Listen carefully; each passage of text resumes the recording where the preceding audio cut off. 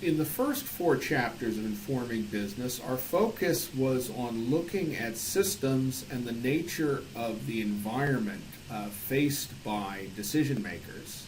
But that's only one aspect of informing. Another very critical aspect of informing is the way the clients of an informing process actually take in and process the information that we're supplying.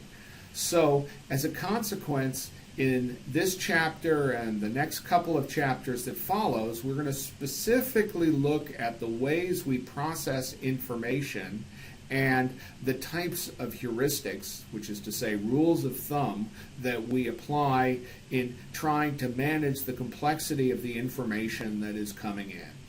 So let me give a quick overview of what we'll be covering in this mini lecture. First, we'll take a quick look at the human cognitive architecture and its components. We'll then take another look at this notion of a problem space that we first introduced when we talked about complexity. We'll then talk about some fundamental drives that we have that tend to influence our behavior, particularly when we are dealing with unfamiliar contexts. We'll talk about some of the various heuristics we use in solving unfamiliar problems. We'll introduce the economic notion of utility as a way of making choices. This leads to a basic problem-solving architecture. We begin with an environment or perhaps an informer. The individual wants to be informed. As information enters the human mind, it goes into an area that we refer to as working memory. And working memory is basically where we do all our information processing. We have the goals that we're tending to. We maintain a record of the state that we're in. We have operators such as multiplication, logical reasoning, and so forth that we can apply to the things that are in working memory. But working memory is very, very limited in capacity. In the human mind, it's somewhere between 4 and 7 distinct elements can be handled in working memory at any given time. And that means that shortage of working memory is one of the major challenges we face in our cognitive architecture. And anyone who has tried to do mental math in their head has recognized the feeling that you get when you are working in working memory. Now, obviously, we can't store all our knowledge in working memory, so we need to have long-term memory. And when we're talking about problem solving, we probably have a whole variety of problem spaces that we store in long-term memory. And when we decide to process something, we select a particular problem space and we put pieces of it into working memory and move it back and forth.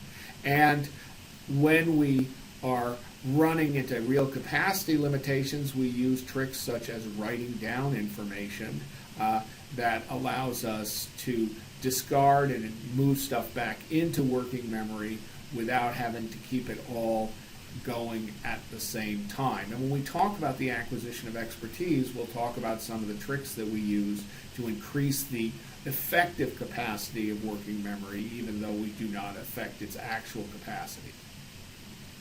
In addition to describing the human problem-solving architecture, it is useful to classify the types of problems you run into. And a particular classification that has been used since the 1950s is the notion of levels of task structure.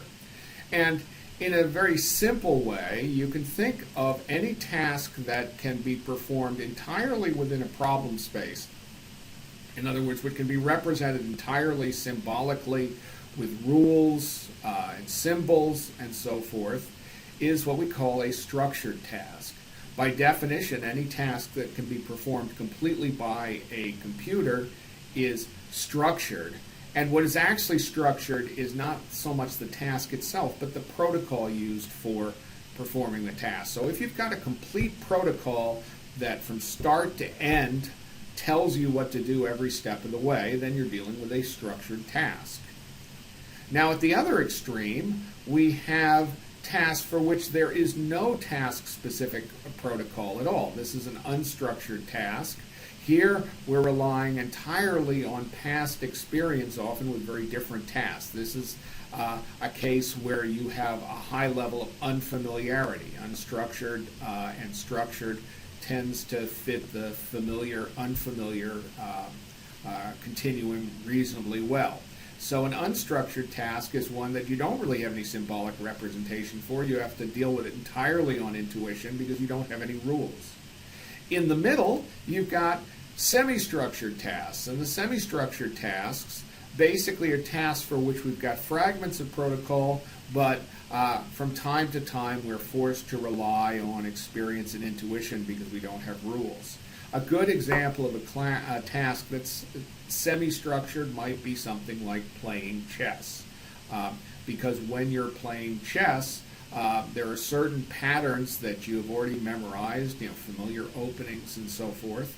But on the other hand, not every game ends the same way, and there comes a point where you end up having to make decisions and you can't rely that heavily on past experience. You have to start using what's in your mind. So basically the continuum of tasks goes from structured, completely represented symbolically, to unstructured, really you don't have a symbolic representation or protocol that fits, and semi-structure where you tend to move back and forth.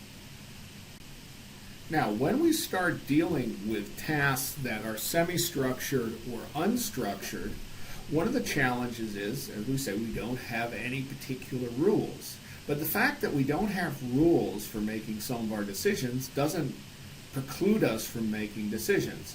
And Lawrence and Noria have argued that a lot of what we do is based upon 4 fundamental drives that they postulate determines our behavior, particularly in those situations where we don't have pre-existing rules that we can follow. And these drives are the drive to acquire. So when we look at a problem, if we believe a certain course of action will lead to acquisition, then that action becomes more likely. We have the desire to bond. We like to interact with other individuals. As I'll talk about in later chapters, this desire to bond actually may be closely related to the desire to imitate, and imitation is a very good strategy when you exist on a rugged fitness landscape. Another drive is the drive to learn, and obviously this would be a strong survival drive. If your competitive advantage in a wilderness environment is that you're smarter and more capable of learning than the other animals out there, so that drive tends to be built into human beings. And finally, there is the drive to defend. Very often it is easier to keep resources than find new resources, so defending becomes a very important activity if you want to succeed over the long run. So these 4 fundamental drives can in fact help us make decisions where rules for making that decision do not otherwise exist. Just to give an illustration of drive-oriented behavior in an unfamiliar situation, there's a wonderful example in Bronfman about a professor at Harvard Business School who used to give students a particular exercise which I believe is as close to evil as is likely to occur in the classroom. So the exercise starts out as follows. The professor holds out a $20 bill and gives students the opportunity to bid for it. Relatively simple. And the rules of this are very simple. The winner gets the $20, paying whatever he or she agreed to pay for it. The second highest bidder has to pay the amount of his or her bid to charity. So these are very simple rules, but this is an unfamiliar context. And what actually happens when you have this situation is sort of interesting. So you might want to pause the video for a few moments and think about what you think this rule is going to produce. Okay, now if you've thought about it, the actual results were as follows. The highest bid recorded was $204, which means a student is paying $204 in order to get $20. Now, how could that be? Well, this is an unusual type of bidding situation. It's one that people haven't thought of before. And I'll tell you, once you understand this, the key thing to succeed in this particular scenario is keep your mouth shut.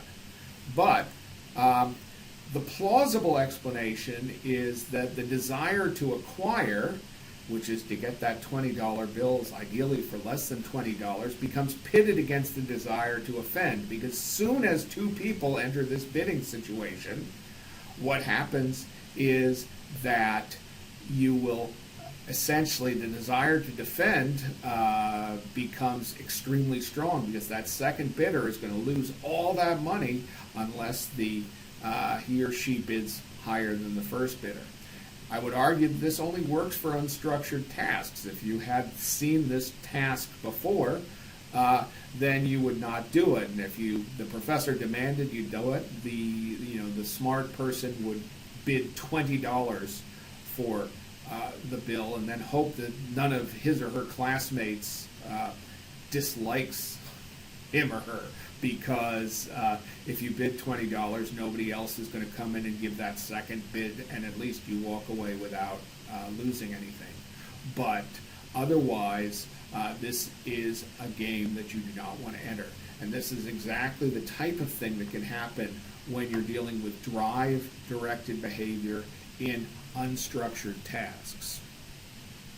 The term heuristics applies to essentially rules of thumb that we use in place of actual logically determined or mathematically optimal rules.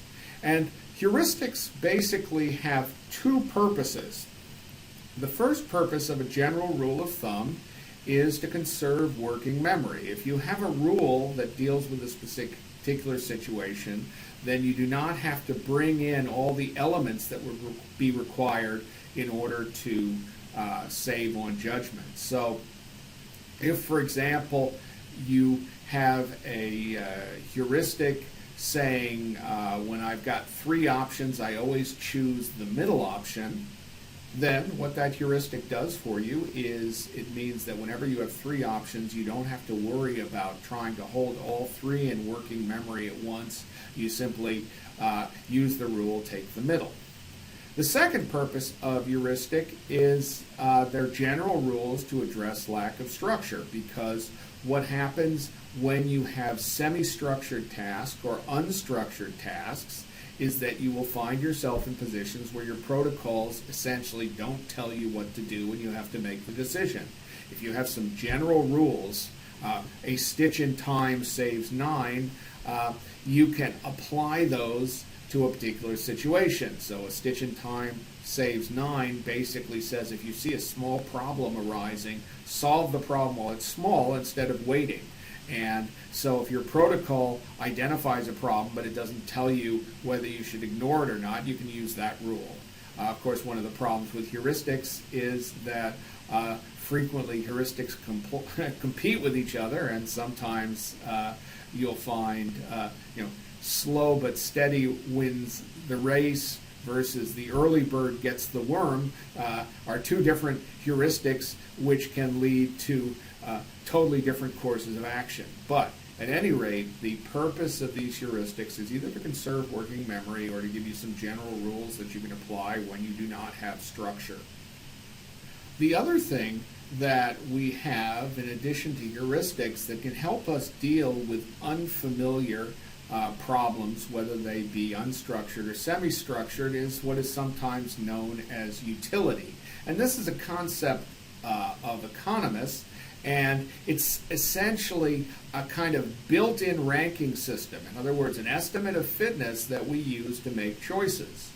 And our utility is not necessarily rational, but the idea is that there are certain built-in detectors that we use to establish our ranking system, and these involve whether a particular situation involves acquisition, defending, bonding, learning, or whatever intrinsic detectors you believe you have. Plus, there are going to be other learned detectors. For example, Daniel Ariely has a lot of examples that show we behave differently when actual cash is involved than when we are dealing with non-cash transactions, even if the transactions are otherwise completely identical.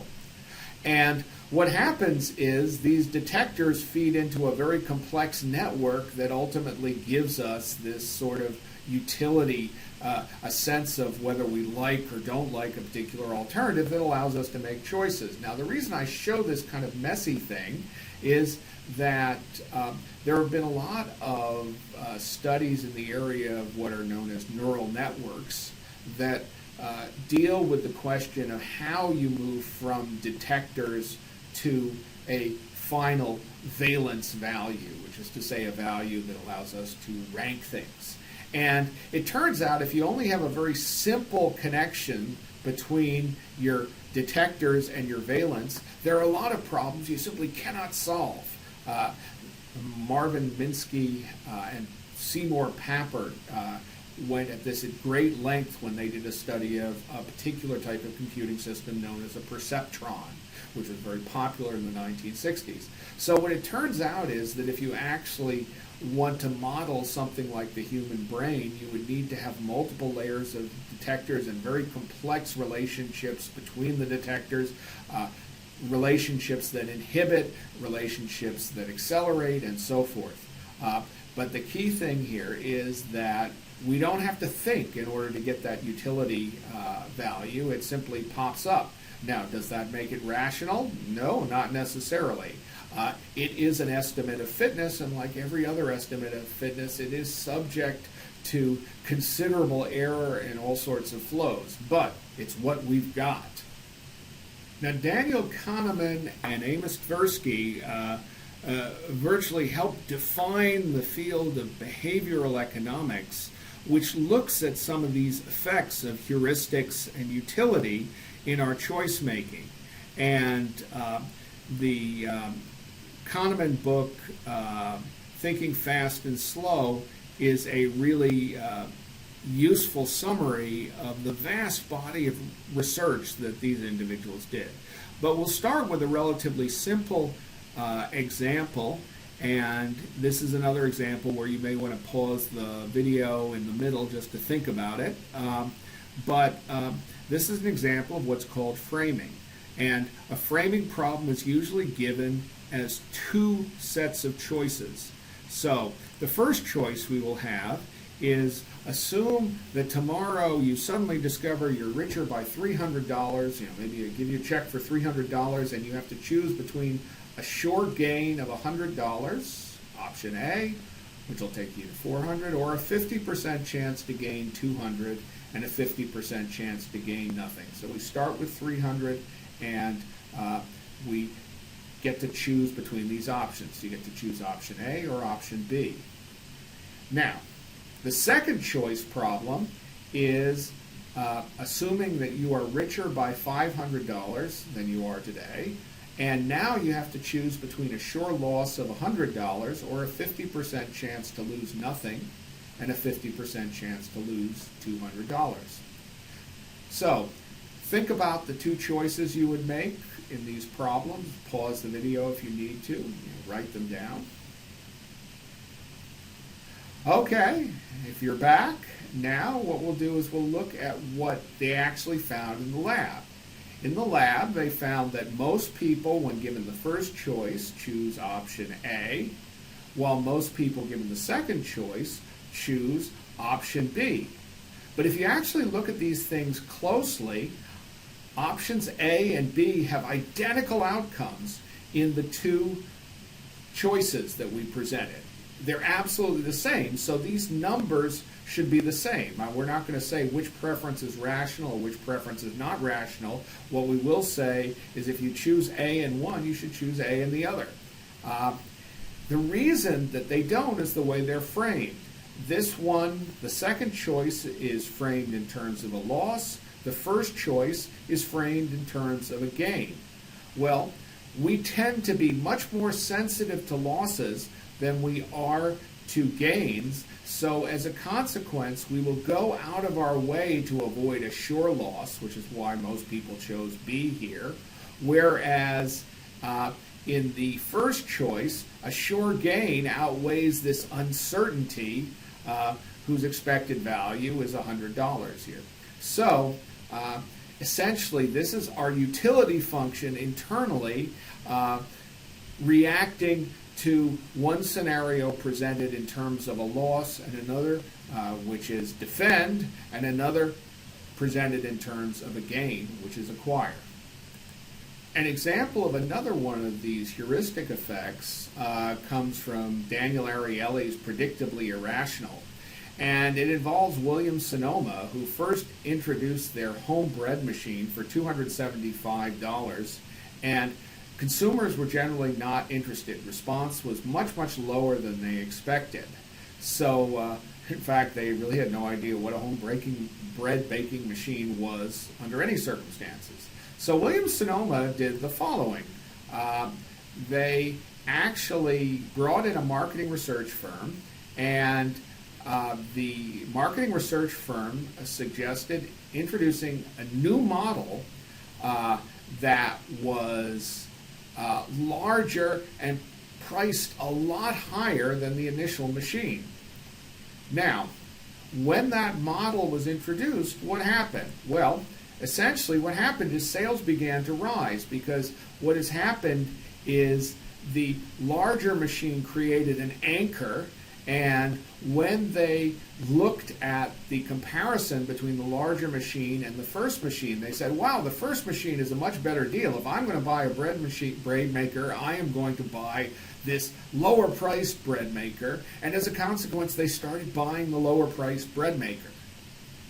Now, an interesting thing about the way we process information is it can be very sensitive to context and what happens before the information is presented. And a particularly powerful demonstration of this phenomena is what is known as priming. And two Dutch researchers did a study, and they had groups of students answering Trivial Pursuit questions. But before they actually started the question and answer, what they did was they primed the students differently. Half were asked to think for 5 minutes about what it means to be a professor. These students got 55.6% of the questions right. The other group were asked to think about soccer hooligans, and this group got 42.6% of the questions right. What's really interesting about this, of course, is what they were asked to think about had nothing to do with the questions themselves. Rather, it put them in a particular frame of mind. There's no evidence that the professor group knew any more than the soccer hooligan group. They simply had been put into a state of mind by thinking about professors. And this was cited in Malcolm Gladwell's book, Blink. We talked about the intrinsic drive to bond, and one of the effects of a drive like that is that we tend to be strongly impacted by social evidence. And there was an interesting experiment involving hotel guests encouraged to recycle towels, and there were 3 different messages associated with the towels that were left in the individual's room. So each guest got one of the 3 messages. The first involved helping save the environment. The second involved partnering with the hotel to save the environment. And the third involved joining your fellow guests in helping to save the environment. And the wording here was that 75% of guests who were asked to participate actually recycle their towels by using them more than once. As it turns out, the impact of the third message was much much stronger than the impact of the previous two messages.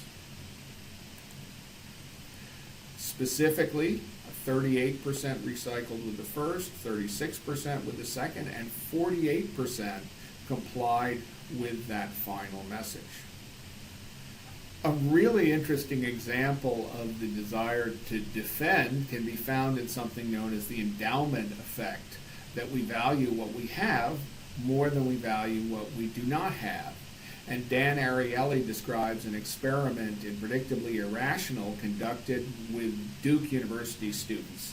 And there had been a lottery for tickets to the Final Four. And so lotteries are great because they basically randomize the group who got the tickets versus the group who did not have the tickets. And what they then did is they wanted to find out how much people would be willing to spend to buy the tickets versus how much they'd be willing to spend to sell them. So if we take a look here, what we found was that of those who had the tickets, they wanted $2,400 a piece to sell on average, whereas those folks who did not have tickets were willing to pay only about $170 each. So it's more than a factor of 10 between those folks who had the tickets versus those folks who did not have the tickets. And this is just another heuristic that is pretty clear evidence of the strength of that desire to defend what we've already got. So here's a quick wrap up of Chapter 5. And we'll start by just making the assertion that to inform, it helps us to know how our clients are processing information. Now, processing tends to take place in working memory, and working memory tends to have very limited capacity, so we're always looking for tricks to conserve our working memory. Low structure tasks lack protocols, and as a consequence, they force us to make decisions without established procedures that we can move forward with. The kind of shortcuts that we use to address low structure tasks and limited capacity of working memory are known as heuristics. And these heuristics are not necessarily rational. Often they work okay in a lot of situations, but they frequently do not lead us to the best choice. Now, the most important thing here, and we'll be focusing on this in the next chapter, is that this fact that we have heuristics, that we have utility, and limited working memory are all things that are completely relevant to informing processes, because to be successful in informing, people have to accept the message that we send, and if they conflict with our heuristics, our utility, or overload working memory, we are not going to get effective informing.